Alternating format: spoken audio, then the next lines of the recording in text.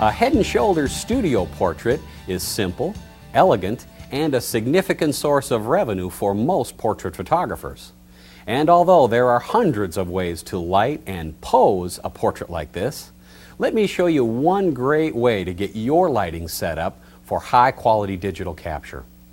First things first though, no matter what camera system you choose, be sure to set it to its manual exposure mode.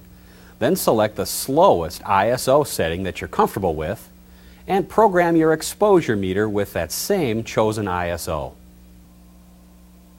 100 ISO is where we find we get the best results with most of our digital portrait gear. But for this portrait job, we've chosen to use a small format digital SLR. It gives us smooth skin tones, and that's what we want for this portrait. Also, we've selected a working aperture of f8.0 for a moderate depth of field and a shutter speed of 1/125th of a second to eliminate the influence of any ambient light here in the studio. Let me take a moment to orient you with our working environment here. You'll notice here to your right we've got our background. A little closer to me is the posing stool. Here's the camera position on your left, and on your far left you'll see our fill light. And speaking of fill lights, we want this to be a smooth looking portrait, so we've chosen a smooth fill light. This is a 42 by 32 inch softbox, set horizontally so it's wider than it is tall. And we've placed it behind and above our camera.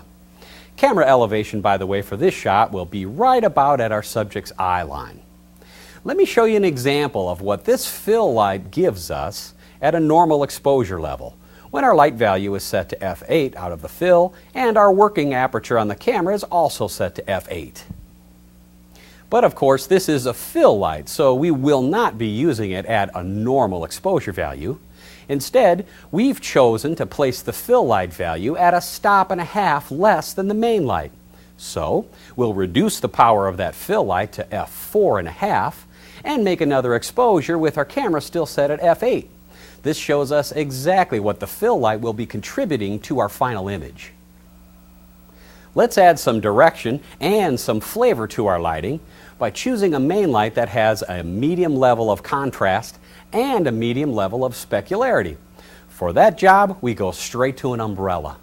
In this shot, we've chosen a 45-inch white umbrella that we've placed about 3 to 4 feet away from where our subject's face will be, and we've adjusted the power of this strobe to provide an illumination of f8.0, being as that's our working aperture. Normally when I'm shooting digital for portraits, I like to keep my main lights close, because the closer the main light is to the subject, the lower its effective contrast will be. But in this case, I want a main light that's got a little snap and a little sizzle to it. That's why we went with the umbrella and placed it that far away. Let me show you an example image of what this main light provides for us. As you can see, the light quality here is a little contrasty, and we have some concerns with these high specularity values here. But once we blend in that smooth light quality from the fill, we'll see that the main and the fill will combine together to give us exactly the right light quality we're looking for.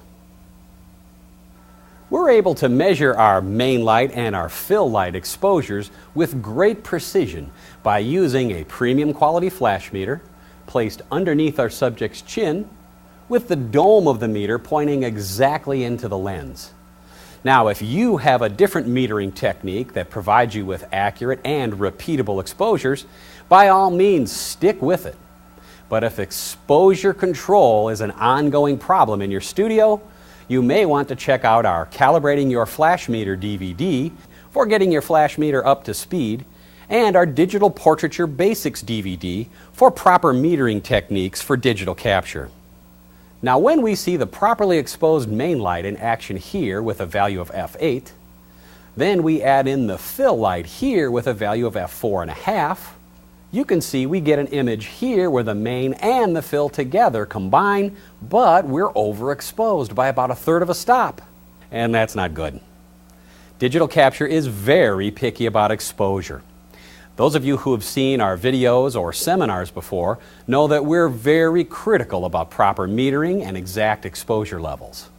Now, it's my opinion that this main and fill example is overexposed and needs to be corrected. No portrait shot that's a third of a stop overexposed is acceptable in my book. So let's find out just how far overexposed this image really is. We'll do that by firing the main and the fill together, pointing the meter at the lens when it's underneath the subject's chin. The meter tells us it's reading a light value of f8 and 3/10. That's a 3/10 of a stop overexposure. Now we can correct for this by either reducing the power to the main strobe and the fill strobe, or moving the main and the fill back away from the subject in order to get our light value to combine to f8.0. Now don't settle for f8 and 1 or 5, 6 and 9/10. Your camera's set to f8.0. Your meter should read f8.0 as well. Now let's take a look at a properly exposed image of the main and fill combining for our normal exposure of f8.0. And here's an example of the main and the fill combined with a 3/10 of a stop overexposure. I'm sure that you can see the differences as well as I can. This is also a great time to perform a white balance or a gray balance with your digital camera to get your skin tone reproduction as accurate as it can be. Follow the instructions in your owner's manual to do this with your specific camera. Let's add some separation between our subject and our background by using a hair light. The question is, do we go with the punch of a parabolic style hair light, or do we go at the soft edge of a softbox hair light? Well, with the beautiful dark hair of our subject, I vote for the parabolic. So we've put a 7-inch parabolic up on a strobe supported by a boom stand and placed it behind the subject, well above the subject, so it's certainly out of our frame, and it's pointing right back down at the back of our subject's head. What about exposure values? Well, for metering hair lights, I like to start off by taking my meter, putting it right at the back of where our subject's head's going to be, and pointing the dome straight into the hair light and make a test reading. Here's an example that shows only the hair light firing when we meter it at f8.0. Now, if you like your dark-haired subjects to have a vivid hair light, then leave that hair light right there at f8. But if you think it's a little too overpowering, like I do, then you may want to reduce it by a stop or so. So we'll reduce that hair light down to f5.6 and make another example image. That looks a lot better to me. But I think there's too much of the hair light spilling down on my subject's shoulders. How are we going to fix that? Are we just going to shoot it and fix it in Photoshop? No way. We're going to do it the easy way and the smart way, and we're going to fix it before we make our picture. We can do that by snapping in a grid spot into our hair light. In this case, we're going to use a 30-degree grid spot and point the center of the light right at the back of our subject's head. Take a look at this. Now that's the type of hair light that I envisioned for this shot. Let's take a look at what we've done with the hair light in this setup. First, we set the hair light to our working aperture of f8.0 and decided that it was a little too bold. Then we reduced the strobe power by 1 stop down to f5.6. Then we snapped in a grid spot to reduce the light on our subject's shoulders and got the hair light we wanted. To finish off our image, we're going to add a background light. This will give us a little drama, and it'll also help us separate the subject from the background even further. We've chosen a compact strobe here, fitted with a 7-inch parabolic bowl reflector, and we've placed it about 2 feet off our painted background. We'll adjust the power of this strobe so that when we meter somewhere in the circle here cast by the parabolic, then we get about f8.0 for our background illumination value.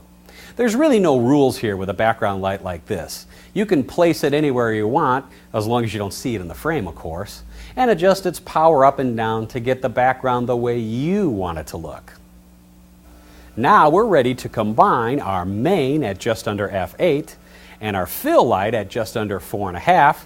Notice I say just under because we've combined already our main light and our fill light in one flash meter reading and then reduced that power level of both of those so that they equal f8.0.